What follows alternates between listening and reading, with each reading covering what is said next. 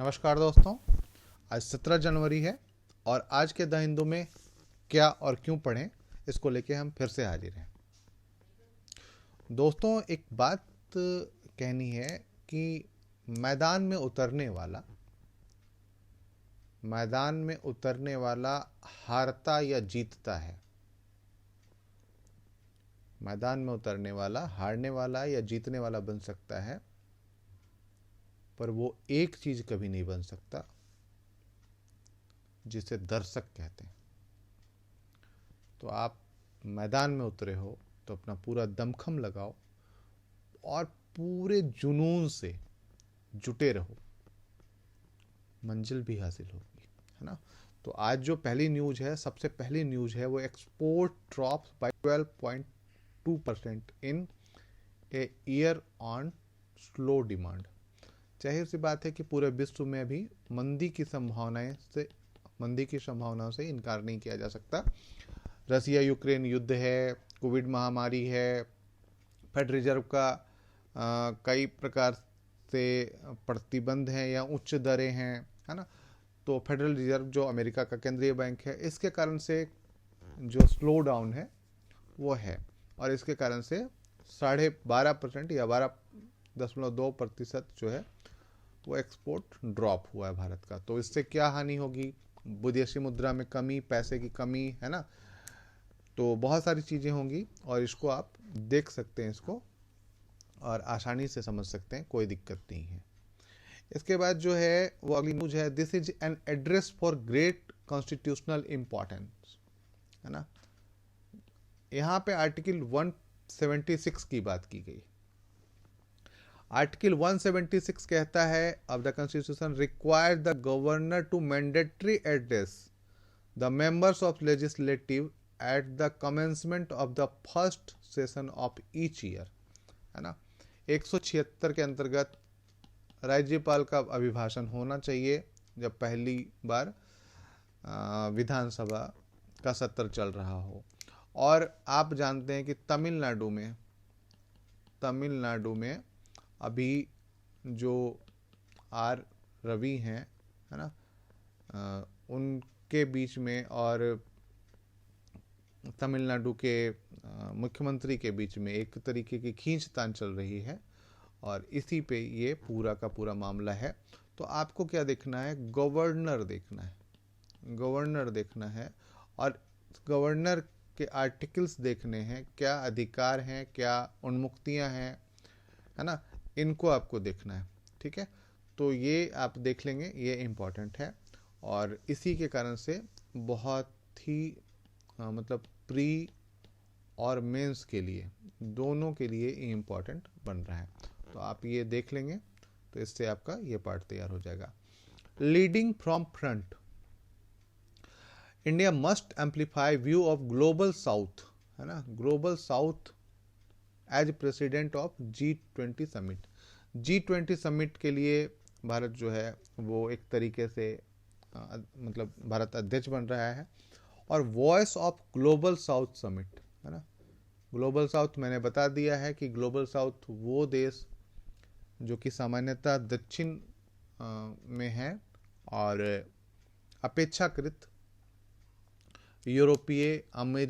America, यूरोपीय और Australia आदि देशों से पिछड़े हैं कई मानकों में। तो इसको ग्लोबल साउथ और ग्लोबल नॉर्थ के रूप में बांटते हैं हम।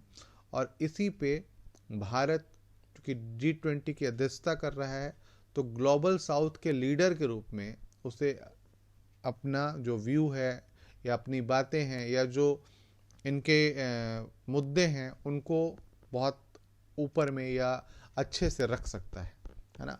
उसके बाद UNSC की, United nation security council P5 and G7, है ना, इनके बारे में बात की जा रही है।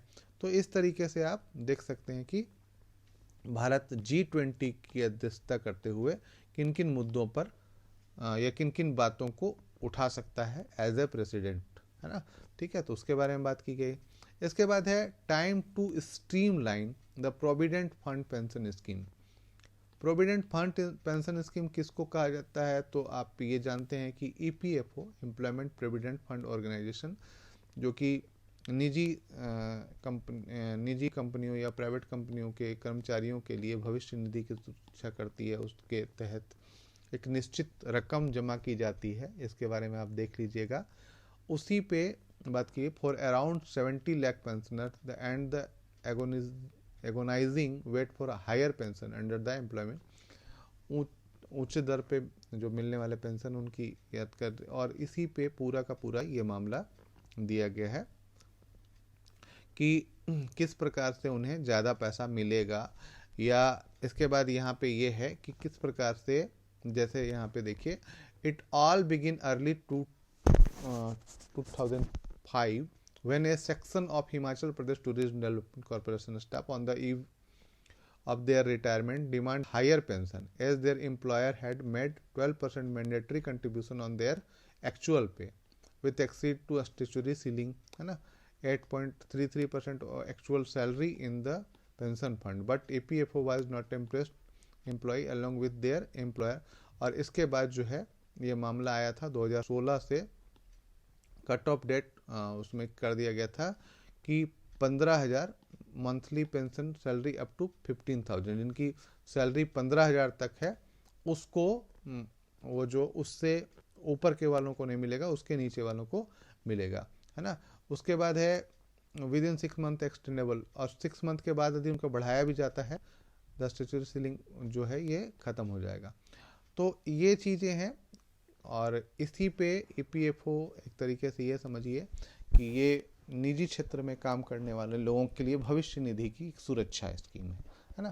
तो इसी पे बात की गई है। तो आप इसे एक तरीके से आप क्या बोलते हैं, EPFO को समझ लीजिए मजदूरों के कल्याण की दिशा में एक कल्याणकारी कार्यक्रम है, और इसको आप अच्छे से समझ लीजिएगा। EPFO क्या है, कैसे अंशदान होता है, कर्मचारियों के लिए क्या क्या स्कीमें हैं, या किस प्रकार से इस पर हम कर सकते हैं। तो समाज में यदि कुछ पूछा जाता है या श्रमिकों कल्याण के बारे में पूछा जाता है अर्थशास्त्र में, तो उसमें आप इसका प्रयोग कर सकते हैं।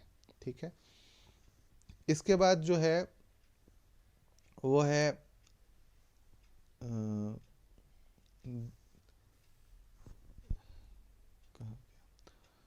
पेज नंबर 7 पे, balance physical consolidation with growth. राजकोषीय घाटा जो हो रहा है वो किस तरीके का होना चाहिए। जैसे यहाँ पे लिखा है, covid cases subsided, 2022-23 was expected to be a normal year. जब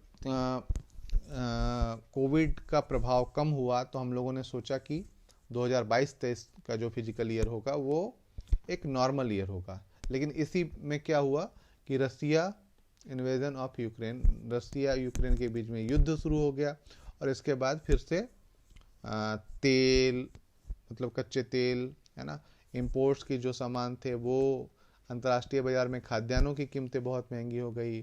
तो इस प्रकार से जो है फिर से वही मामला रहा। लेकिन India GDP at the end of present physical year only 8.57 higher than its level 2020। तो यहाँ पे अन्य देशों के जो वृद्धि है वो नकारात्मक रही, लेकिन भारत की वृद्धि दर सकारात्मक रही। ये बहुत अच्छी बात है। फिर इसी पे बात की गई कि हमारा जो ग्रोथ परफॉर्मेंस है वो कैसा रहा। साथ ही साथ फिजिकल जो डेफिसिट है, फिजिकल डेफिसिट जो हम लोग चाहते थे कि वो 3% के आसपास हो, वो भी काफ़ी बढ़ गया है। तो इसी पे बात की गई है, आप इसे पढ़ लीजिएगा। ठीक है। और इस पे मैं हो सकता हूँ कि एक बड़ा वीडियो आपके लिए लेके आऊँ, है ना, काम चल रहा है इस पे, तो ये हो सकता है कि इस पे लेके आऊँ। इसके बाद जो है Delhi CM LG instalment continue, है ना। अभी यहाँ पे कुछ लोग, कुछ शिक्षक जो जा रहे थे पढ़ने के लिए, उनको जाने से मना कर दिया या उनको रोक दिया गया है। तो इसी पे फिर से टकराहट हुई है। तो आपको कहाँ पे जाना है, आपको देखना है केंद्र शासित प्रदेश कहाँ पे, तो बेयर एक्ट में, और केंद्र शासित प्रदेश में भी नेशनल कैपिटल रीजन, ये आपको देखना है। दिल्ली NCR के बारे में आपको देखना है। और उसके बाद यहाँ से आपको क्लियर करना है कि दिल्ली के लिए क्या क्या अधिकार हैं उसके बारे में क्या है ना, एलजी के क्या अधिकार हैं, जो चुनी हुई सरकार है उसके क्या अधिकार हैं, उसी पे बात। Do the LG and CM not meet regularly, ये चीज़ें देखनी होंगी कि क्या इसके मतलब इसके उपाय क्या हैं कि इनमें टकराहट कम हो, इस पर आप देख लेंगे। साथ ही साथ आर्टिकल प्रीलिम्स के लिए इम्पॉर्टेंट हो जाते हैं, तो आर्टिकल आप देख लेंगे किन अनुच्छेदों में इनका वर्णन किया गया है।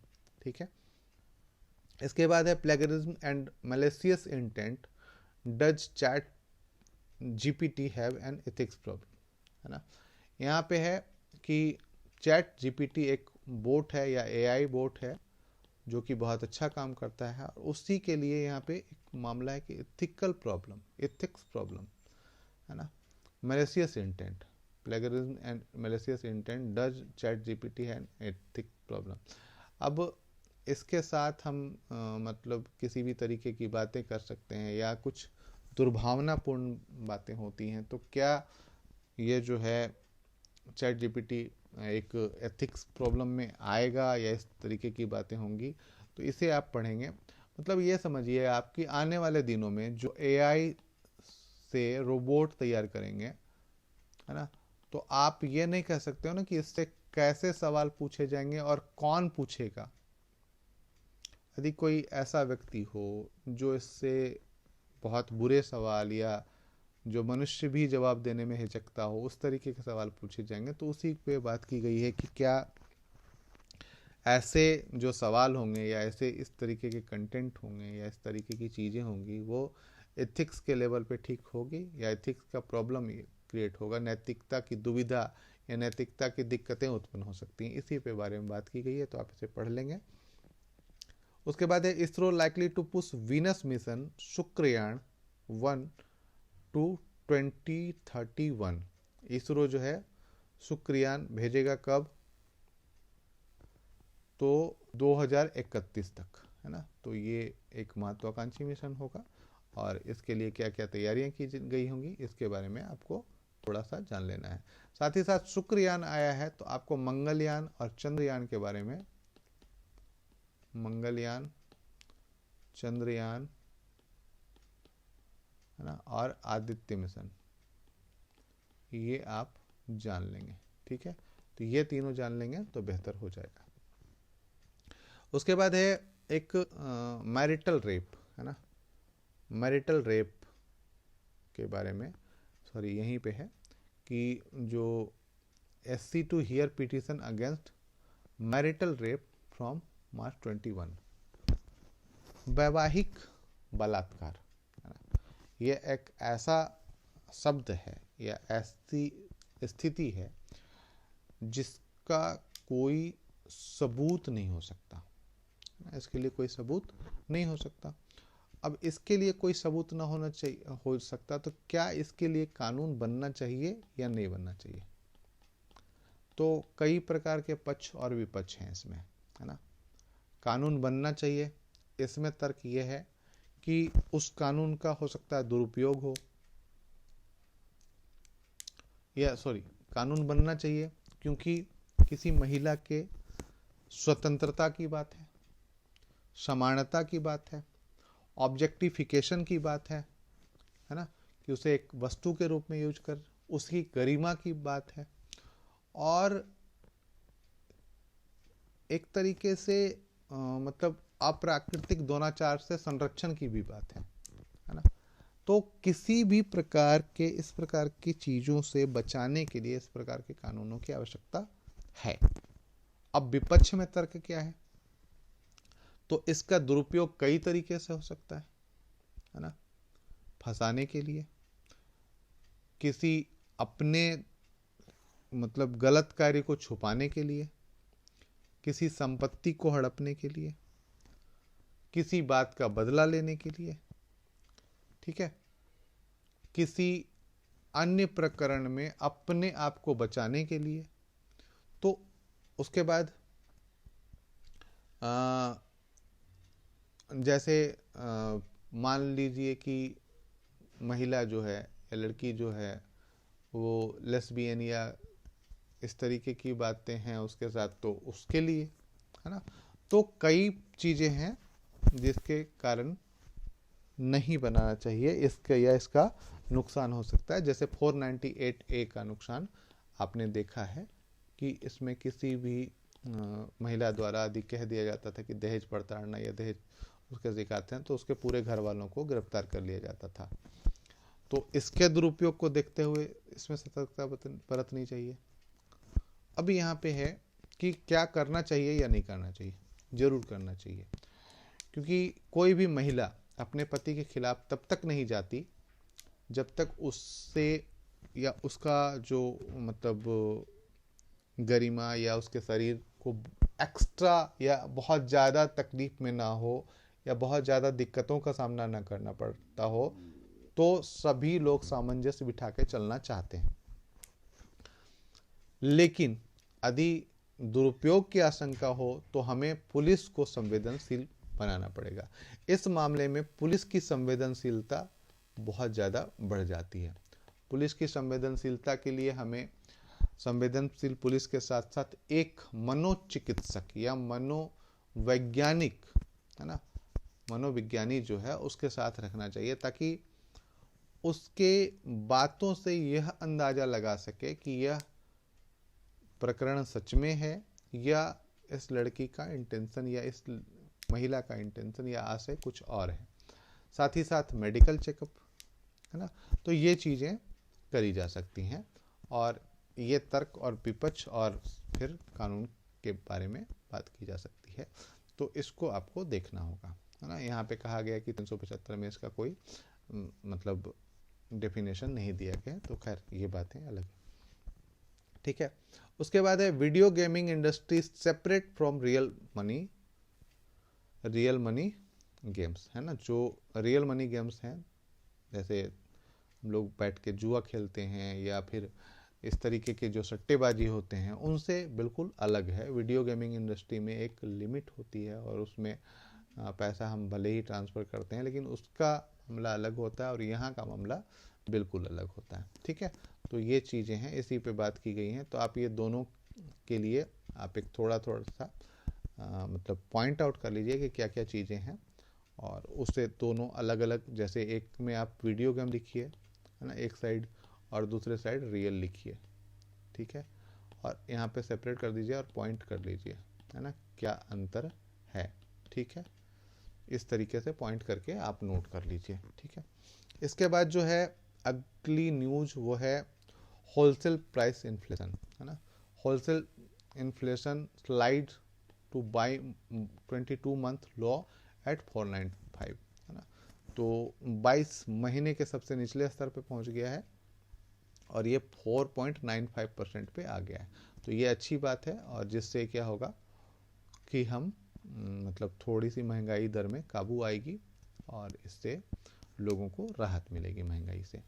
दोस्तों, यदि आपने अभी तक सब्सक्राइब नहीं किया तो प्लीज़ सब्सक्राइब कर लें और वीडियो को अच्छे से सुने, दोबारा सुने नहीं समझ में आया है तो, और पढ़ाई को अपनी जारी रखें। आज के लिए इतना ही, कल फिर मिलते हैं क्या और क्यों पढ़ें के साथ। धन्यवाद।